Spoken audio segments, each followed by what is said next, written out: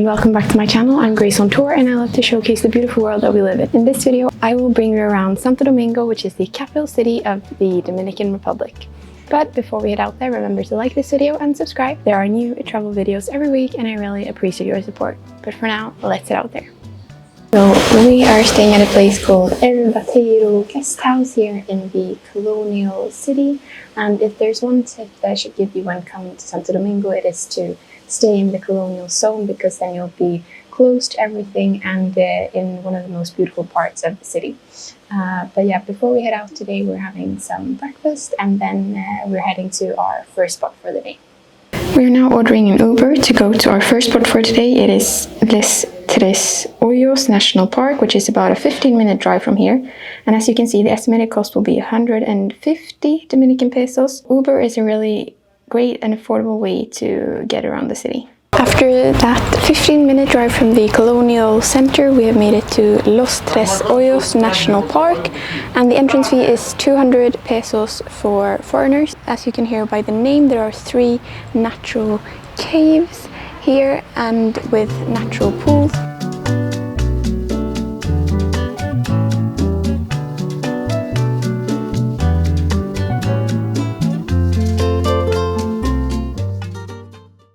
And if I read correctly, it was first found in 1916. And what makes this place very unique is that it is located right in the city center of a capital city. And you can find this, huge natural cave with these natural pools. And yeah, it's very unique that you can just find it in the city center. And down here it is very, very peaceful, not a lot of sound, as you can hear, but literally just 10 meters from the top, you have the huge main road with lots of traffic and the hustle and bustle of the city. So yeah, that makes this place very unique. We were able to make it to 2 of the pools, and apparently they're making some kind of music video here. So yeah, we will wait and see how long it takes and if we will be able to see the remaining ones.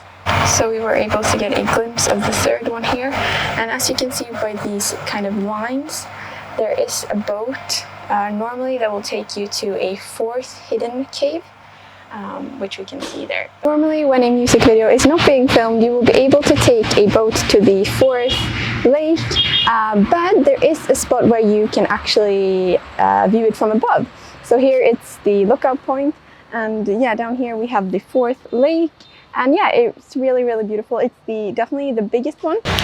I think that we feel finished with Los Tres Ojos, so now it's time to head back to the colonial city, and I'll meet you there.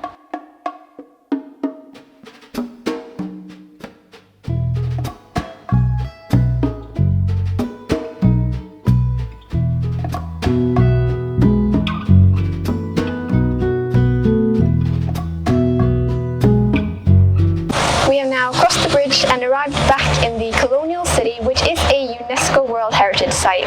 And we are starting off at the Santa Bárbara Cathedral and Fortress.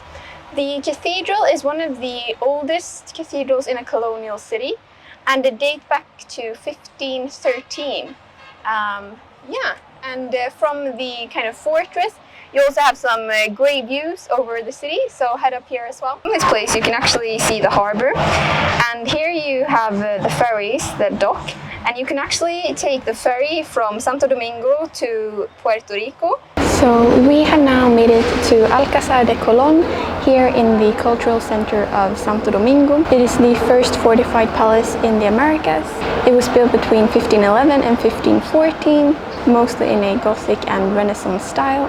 It is the only known residence as a member of the Christopher Columbus family in the world. His firstborn son, Diego Columbus, and his children were born in the palace. 3 generations of the Columbus family inhabited the residence, possibly until the late 16th century. The Alcázar de Colon is the most visited museum in Santo Domingo.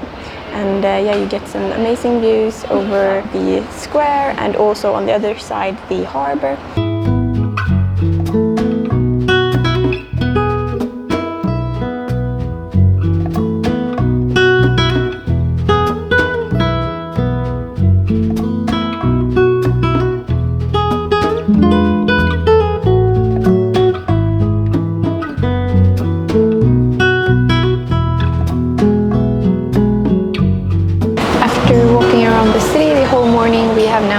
to Time Vegetairian Kitchen, located in the Colonial Center. And yeah, you will find lots of vegan options as well on the menu. And we have some quesadillas with guacamole. And I have a watermelon and mint juice, which is really refreshing in this heat. And of course some water as well. So we're going to begin some lunch and then continue exploring the city. One of the main crops here on the Dominican Republic is KahKow, and we've come to a place called KahKow, and it is a chocolate factory, and you can for $8 do a factory tour and make your own chocolate.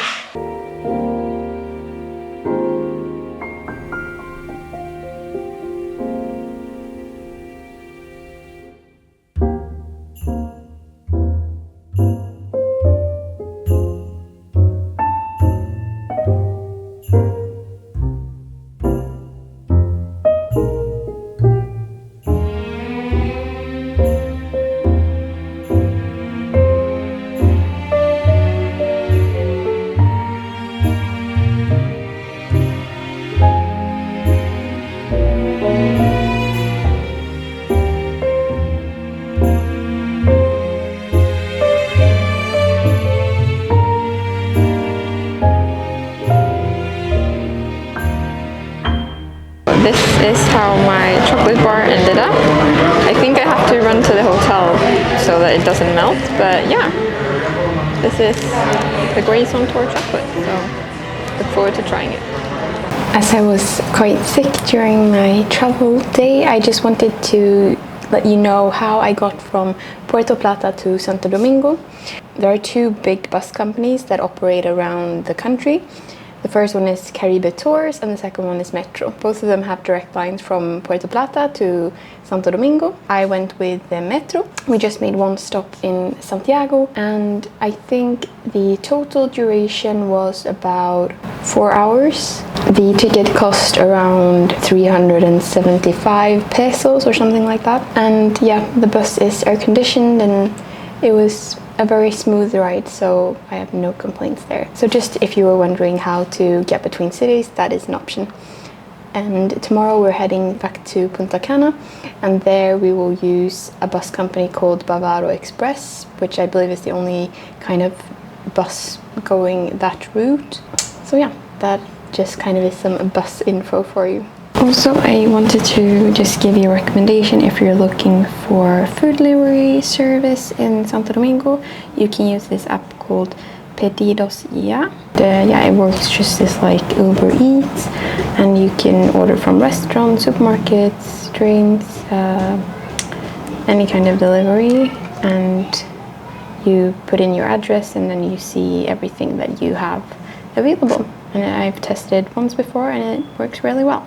We have now made it to Independencia Park, and here you will find the statues of 27 men and 7 women who helped make the independence of the Dominican Republic from Haiti.